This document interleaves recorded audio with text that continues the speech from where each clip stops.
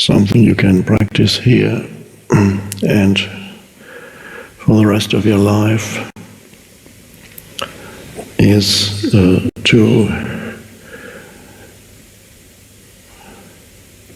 perceive things, look and listen, sometimes even smell or touch or taste, without any mental label.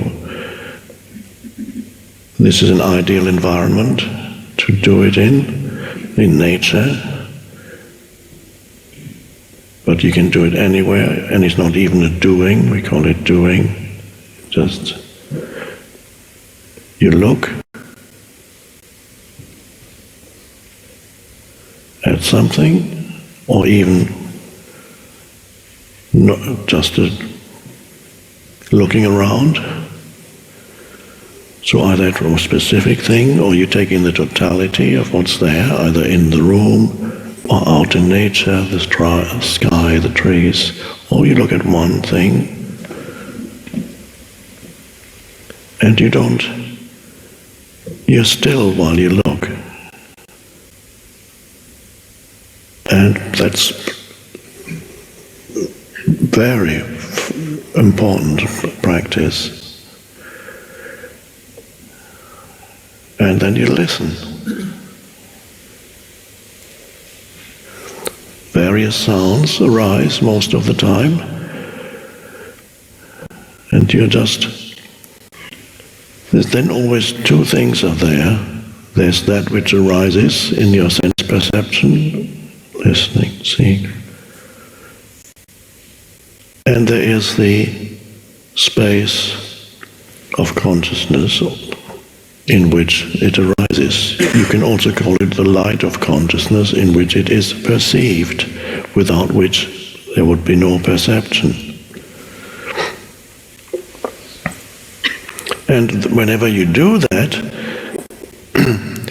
you are not a person in that moment. You are not a person. You are what comes to the forefront is the transcendent dimension to who you are, the consciousness. And so you can sense yourself as the consciousness, which is the space for whatever is being perceived. And there's one can almost a kind of joy in that, an aliveness, a beingness. You can sense your own identity beyond who you are, beyond the person, by just perceiving something and then at the same time sensing your own presence, which isn't your own, but which call it your own, the presence. And that is a passive thing, it seems, seemingly.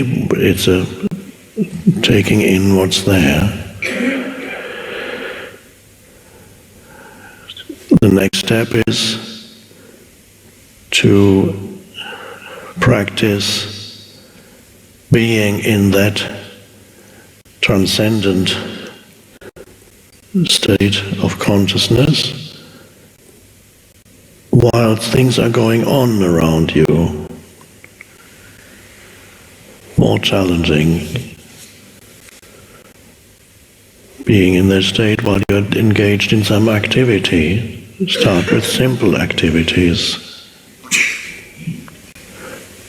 And again, the background is the presence.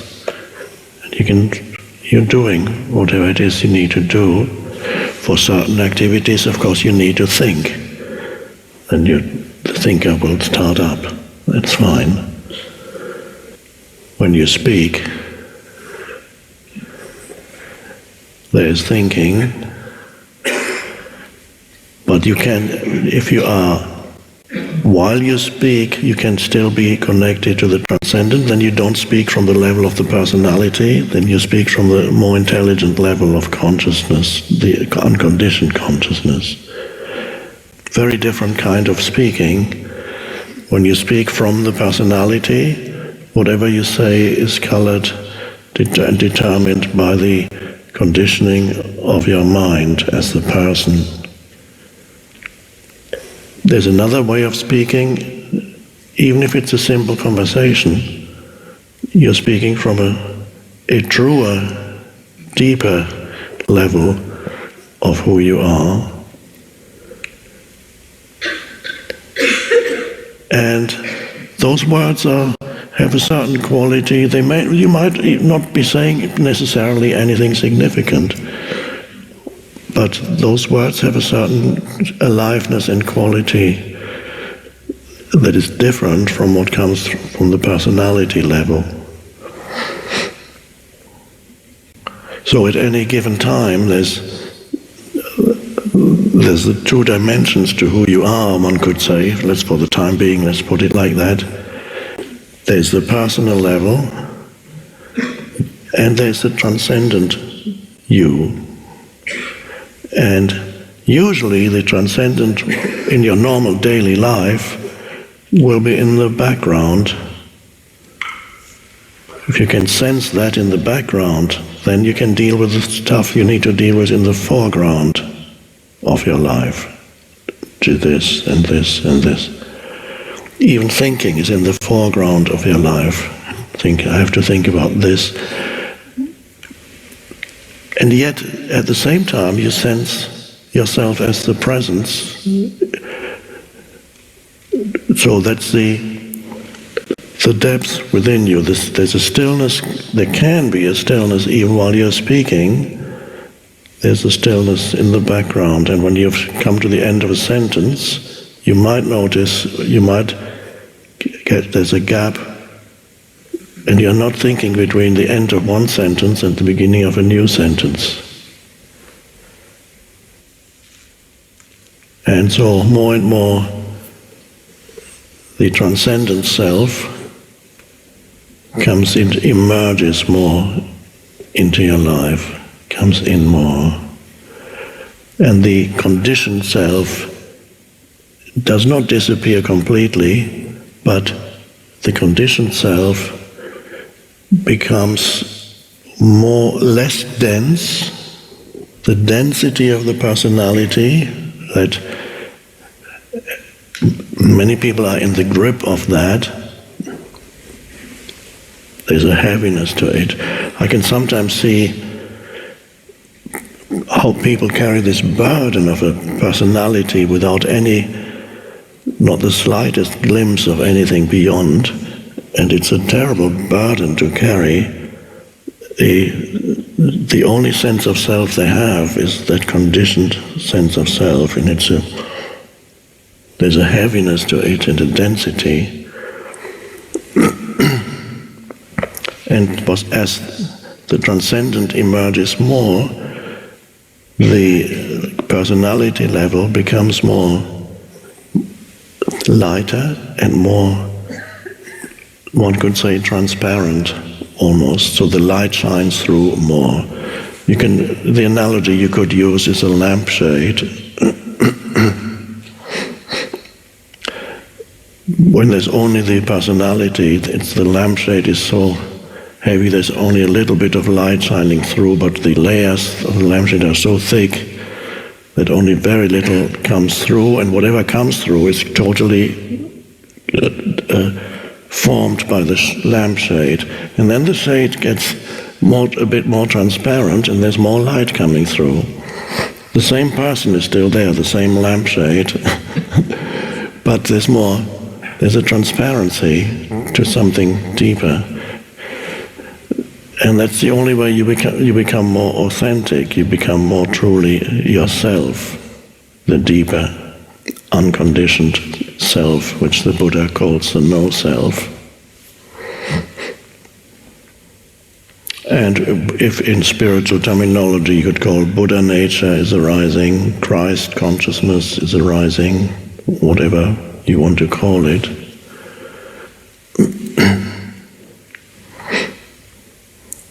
So you cannot love your neighbor as yourself, as somebody once said. He said, love your neighbor as yourself, But he didn't give that as a commandment, because he would have known that that's impossible for the personality. They missed a little bit when they wrote down what he was saying. He said, but the kingdom of heaven bit goes together with the loving your neighbor as yourself. So when you find that dimension within yourself, that is the kingdom of heaven, which in modern terms I would translate as the dimension of kingdom is dimension. Heaven is, in many languages, it's the same word as sky.